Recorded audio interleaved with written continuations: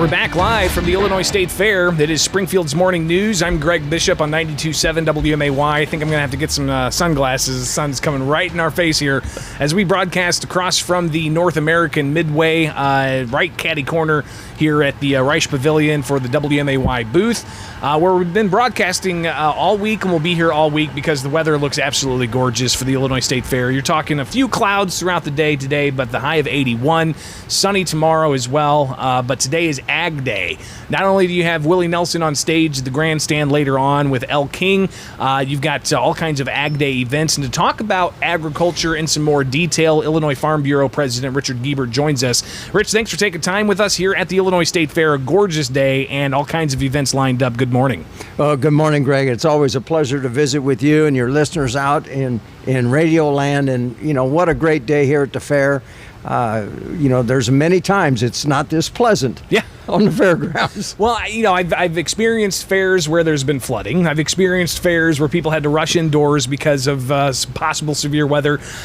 I don't see that in the forecast here in the foreseeable future. It looks sunny and beautiful. It's going to be a delightful day, and what a day to celebrate agriculture here on the fairgrounds in Springfield, Illinois. There's a lot of shows, animal shows going on. I was here Friday night for the junior showmanship contest. Just a great time. The kids really are giving 110% effort in showing not only their livestock but their projects that they work so hard on throughout the summer. Well, I'm looking forward to talking more about youth in agriculture and the importance of that. But let's talk about some of the national items that are impacting farmers. You got the Inflation Reduction Act that Congress passed. President Joe Biden's expected to sign that. It's multi-pronged, deals with tax increases on certain businesses that make over $400,000, even individuals making over $400,000. Also invests a whole bunch of money, tens of billions, like $300 some odd billion in renewable energy projects and a variety of other things. How is this going to impact the farming community? Well, as you said, there's a lot of things in it that is good for agriculture, conservation programs, ethanol, biofuels, the extension of the biofuels tax going forward is all really great for not only American agriculture, but Illinois agriculture in particular, with the number of ethanol plants, biodiesel plants that we have right here throughout the Midwest and Illinois and Iowa in particular. But, we're concerned about in our policy on Illinois Farm Bureau and American Farm Bureau really gives us heartburn of what the tax implications are going to be for the long term. There always, I think, will be a trickle-down effect to the farm gate, you might say, and the consumer. But we'll just have to wait and see how that goes. There's over 900 pages in this act. I don't know too many people that have read it in its entirety, let alone understand all that's in it. There's a lot of rules that need to be written here in the days and the months to come. So hang on, fasten your seatbelt, and we'll be prepared to deal with it as it comes along. Well, when we talk about people making more than $400,000 a year, the governor kind of brushed that off yesterday and said, hey, this isn't going to impact the middle class, it's going to impact the wealthy, and included himself in that. Talk about the landscape of farmers, though. Is it typical that a farmer it makes more than $400,000 a year, and what does that ultimately mean to make $400,000 or more a year? Well, with the alternative minimum tax, there could be opportunities there, and as we have seen, particularly last year, as the commodity prices increased, and yes, input costs are high, but I'm sure that there were farms out there that made a lot of money. Farmers usually pay a lot of taxes, more in real estate taxes or property taxes probably, but we'll just have to see how that impact trickles down and impacts agriculture going forward. We do worry about cyclical commodity prices. What's the cure for high prices is high prices, and they will go lower. We've seen that. You look back at 2012, the end of 2012 and 2013 after the drought, we saw exorbitant commodity prices at that time, and then they rolled back to where it was right at or under the cost of production. We're talking with Rich Guebert. He is the president of the Illinois Farm Bureau, here live for the Illinois State Fair. It is Ag Day as this place comes to life, and there's an Ag Day breakfast that Rich is getting ready to rush off to after we talk more with him about various things impacting agriculture. You talked a bit about inflation and the input costs. One thing we've heard a lot about is fertilizer and how much that's been increasing. Just talk in general about all of the increased costs that farmers are dealing with when it comes to inflation. Well, it's not only increased costs, but if you look at our fertilizer costs for us in southern Illinois in particular, last spring we paid over $1,500 for a ton of anhydrous. The year before it was $700. So, we've seen dramatic costs. P&K costs are high. Urea costs, UAN costs are exorbitant. The corn crop I put out last spring, or our family put out, cost us over $750 an acre. Tremendous amount of dollars, trade hands. We handle a lot of money. Don't get to keep much, but we're concerned about what are the prices going to be for this fall, particularly those in central Illinois that put their anhydrous and a lot of fall application of nutrients, what those costs are and what they're going to be. We worry about that. We worry about the availability of our crop protectants and being able to get them when we need them at the appropriate time come spring for sure.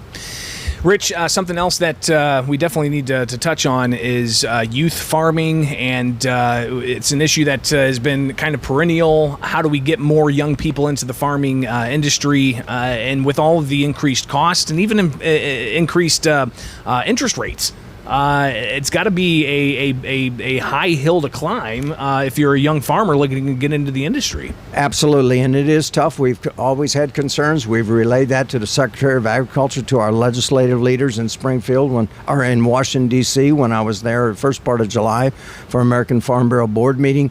Of the impacts that this has not only on the mature farmer, you might say, but young farmers being able to have access to ready cash, increase their operating loans because it costs more to operate this day and age, and then we're seeing the creep of interest rates going up, which impacts the bottom line time and time again. I was talking to my lender the other day, and 30-year fixed mortgage on farm ground is a little over 8.5% right now. So that's pretty tough. Yeah, and it seems almost insurmountable for some people if they're looking to get into the industry. We're talking with Rich Guebert. He is the president of the Illinois Farm Bureau as we broadcast live from the Illinois State Fair, just across from the Carnival Midway, northwest corner of the Reich Pavilion. I'm Greg Bishop with 92.7 WMAY, Springfield's News and Talk.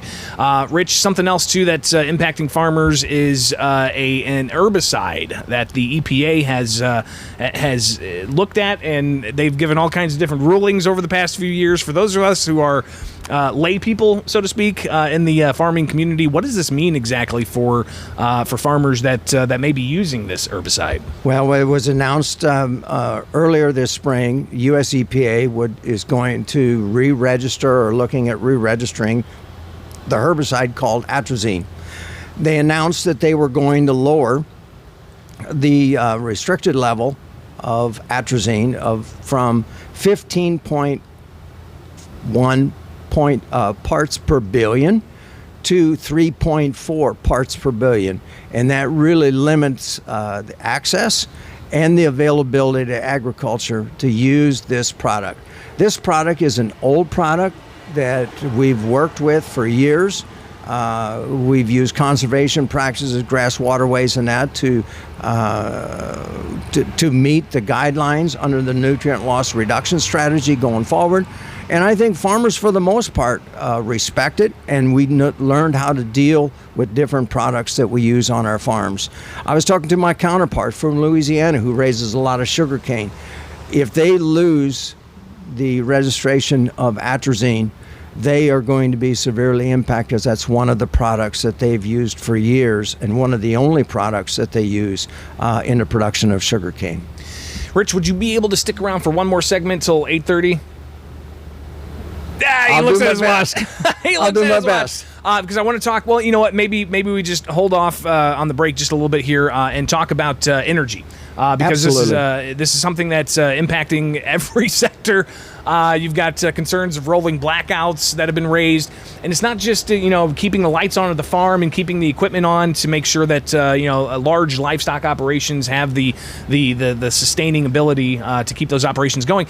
It's also gas. Diesel fuel has been exorbitant, and you guys don't have battery powered combines, from what I understand, right? Well, I don't have one, that's for sure, and I haven't seen one, and I've been farming for 40 years. But no, energy costs are really impacting American agriculture.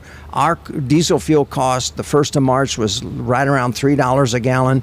It didn't take long. By the end of March, it was way over $4.50, $5 a gallon. We burn a lot of diesel fuel putting a crop in the ground.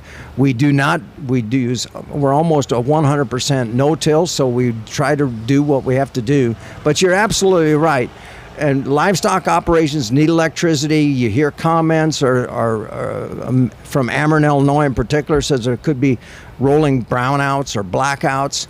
That is serious for livestock operations, because those fans need to run. We need to continue to have water, and we use a lot of electricity to pump water, run our fans.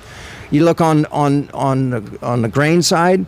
We're coming real close here. In the next 30 days, we'll be harvesting grain.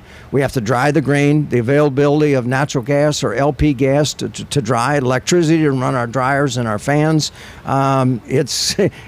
We cannot handle a blackout or a brownout. So what should happen here? Should there be a recognition of this? Should there be kind of a slowdown of the approach at least Illinois is taking with, you're looking at shutting down coal-fired power plants by 2040, and that's leading to less investments in keeping those things open down the line. What's the Illinois Farm Bureau's position on how to address this moving forward with all of the pushing that's being done from state leaders and from leaders in Washington? Well, in my opinion, and our board has had conversations about this a number of times, we're not opposed to clean energy. I think there's opportunities to get to where we can really use a lot of clean energy. You look at the renewable fuels, that's clean energy, whether it's biodiesel, ethanol, et cetera, going forward. But I think we need to take a slower approach and try and transition over time to get where we need to do. We're going to have a power plant near us in Randolph County that's going to be closing in 2025.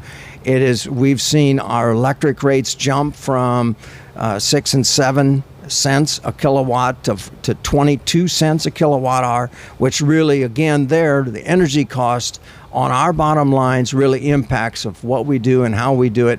And if commodity prices drop below the cost of production for corn, soybeans, wheat, whatever, or livestock, that's another disadvantage that we're going to have to meet our obligation to pay our bills going forward. So all of those costs impacting farmers, and it's something they're dealing with every day, and you'll hear more about that, of course, throughout the day here at Ag Day, but also just highlighting all of the important things that the agriculture industry does for Illinois. It's a huge industry in the state, and it's integral to our civil society, making sure that we get food on our tables, and it's the hard work that Illinois farmers are doing. Illinois Farm Bureau President Richard Guebert, thanks so much for taking time with us this morning. Thank you, Greg. My pleasure to be here with you today. And it's an absolutely gorgeous day so far at the Illinois State Fair. As we look off into the Carnival Midway, the sun is out, a few clouds. It's just incredible. And Springfield's dependable 5-day forecast has a high of 81, partly sunny today. Cloudy overnight, but then sunny Wednesday with a high of 82. By Thursday, 83 the high with sunshine. Friday, few clouds in the forecast, but the high of 83. And Saturday, we do have a chance of showers and storms with the high of around 81. Right now, though, 66 degrees, a few clouds, the sun's out. It's beautiful at the Illinois State Fair, now at 8:24 from Culver's West on Wabash.